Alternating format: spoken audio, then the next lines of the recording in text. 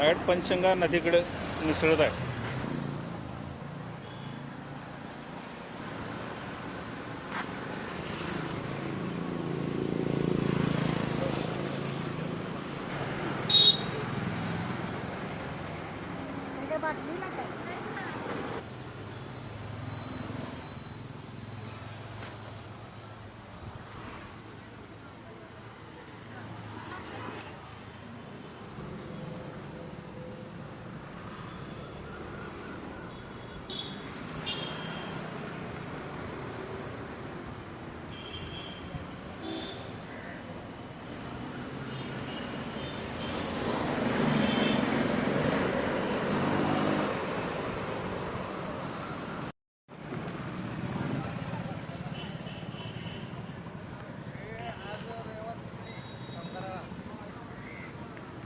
बर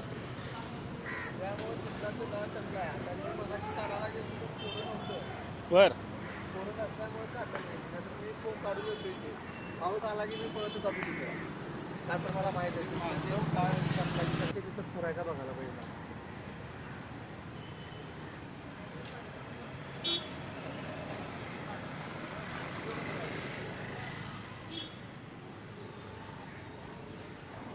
तर जाऊया का तिथं कुठं कोपऱ्यावर जाऊया की गाडी की आपली त्या चौकात नव्हे मी जी बाईट एक तयार करूया. हे बघ पांढरं लाईट कशी पडते त्याच्यावर अंधार येणार तिकडे इकडं मारावं इकडं मारा दुसरी दे बघ. इथं उभारला नाही येते बघ. हां इथं येते बघ. असं क्लोज धरा जास्त लांब जाऊन हे दाबलंच की सॉल्व झालं. चालू जाऊ वाटतं.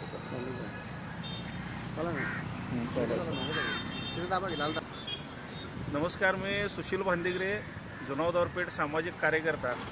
आज सगळ्या कोल्हापूर नागरिकांनी पंचगंगा प्रदूषणमुक्त करण्यासाठी, स्वच्छता करण्यासाठी सगळ्यांनी आज पाऊल उचललं आणि शेकडो हजारो हात या पंचगंगा नदीवर स्वच्छता करण्यासाठी आले. त्या सर्वांचं या ठिकाणी आभार मानतो. आणि दुपारी आज या ठिकाणी पाऊस पडला आणि पावसामध्ये आज तुम्ही बघितलं असेल की या व्हिडिओमध्ये सगळी घाण गटारगंगा झालेली आहे. जामदार क्लब मार्गे येणारं पाणी, दलदलीचं पाणी या ठिकाणी साठलेलं आहे. आणि त्यामुळे जे बाहेरचे पर्यटक येतात त्यांना ह्या घाणीचा सामना करावा लागत आहे. अनेक नागरिक या ठिकाणी फिरायला येत आहेत, पण 2-3 वर्ष झालं या ठिकाणी ही दलदल साठा लागल्या. ह्याच्यावर कुठलंही कायमचं सोल्युशन निघालेलं नाही.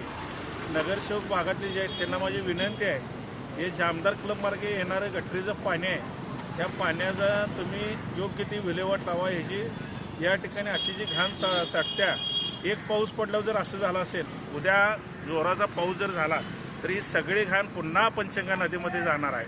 मग आम्ही एवढं स्वच्छता करायची आणि अशा पद्धतीनं पुन्हा हे जर घाण जात असेल तर त्याचा का उपयोग होणार आहे.